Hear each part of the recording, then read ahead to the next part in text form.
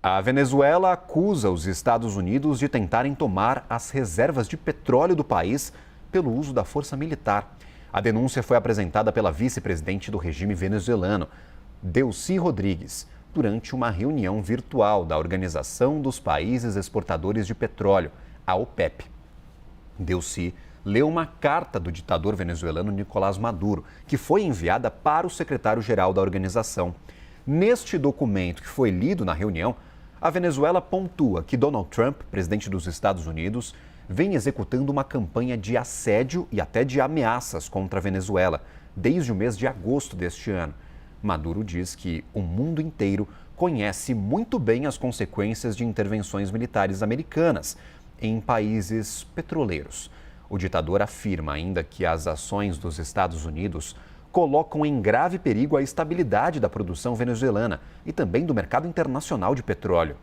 A Venezuela produz atualmente cerca de 1.100.000 barris de petróleo por dia e a maior parte é exportada para a China.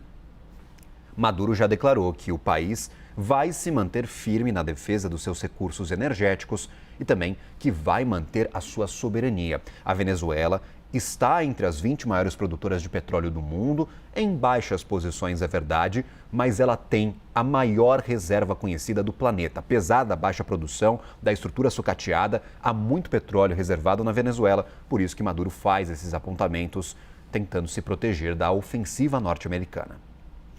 O analista de internacional Lorival Santana está com a gente nesta cobertura. Lorival, qual que é o peso do petróleo venezuelano em toda essa escalada de tensões com os Estados Unidos? Eu lembro que já no início deste ano, o próprio Donald Trump pediu que empresas norte-americanas que operavam na Venezuela se retirassem do país. Bem-vindo. Boa tarde, obrigado, Gabriel. Boa tarde a todos. Bem, de fato, a companhia Chevron ela tem refinaria que foi montada há muitos anos para refinar o petróleo venezuelano. Então, ela depende um pouco desse petróleo para ter o seu funcionamento.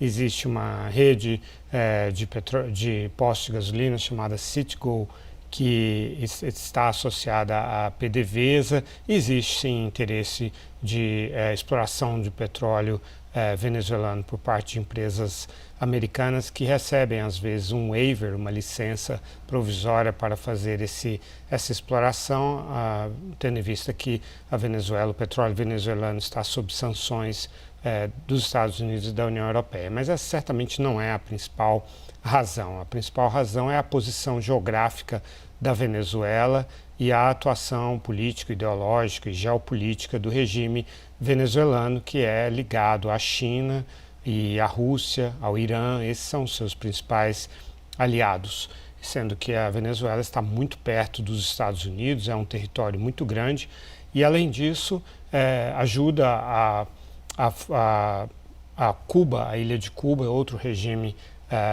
comunista, a sobreviver simplesmente, né, com a energia venezuelana e com a ajuda venezuelana, e que também recebe ajuda de Cuba por meio de seus agentes, né, de sua inteligência militar, que ajuda o regime venezuelano a se manter no poder. Então, esse é o interesse central de Trump: mudar um regime no norte da América do Sul, que é um regime considerado hostil aos Estados Unidos. E é também e agora vem a razão principal, um alvo de uma retórica do presidente Trump de que ele é o defensor da segurança, do bem-estar do povo americano e que a Venezuela seria um ponto de passagem das drogas da Colômbia, por exemplo, para os Estados Unidos. Embora isso não seja tecnicamente comprovado, pelo contrário. No relatório do ano passado do Escritório de Drogas da ONU, a Venezuela simplesmente não é mencionada, porque ela não é relevante nesse contexto.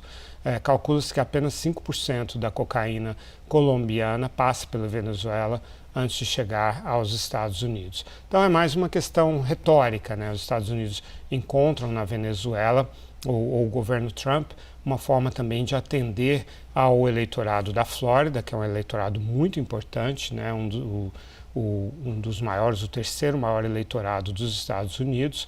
É um eleitorado do qual Marco Rubio, secretário de Estado, tem interesse em utilizar no ano que vem, talvez como candidato ao governo da Flórida, se tiver o apoio de Donald Trump. Então é mais uma questão político-ideológica e, em parte, geopolítica também, esse interesse do Trump de demonstrar que os Estados Unidos podem projetar o seu poder sobre o hemisfério ocidental num contexto em que os Estados Unidos estão retirando, se desengajando da Ásia e da Europa, né? Deixando que a China ocupe espaço na Ásia Pacífico, que a Rússia ocupe espaço no leste europeu, e aí então ele demonstra que esta é a zona de influência dos Estados Unidos.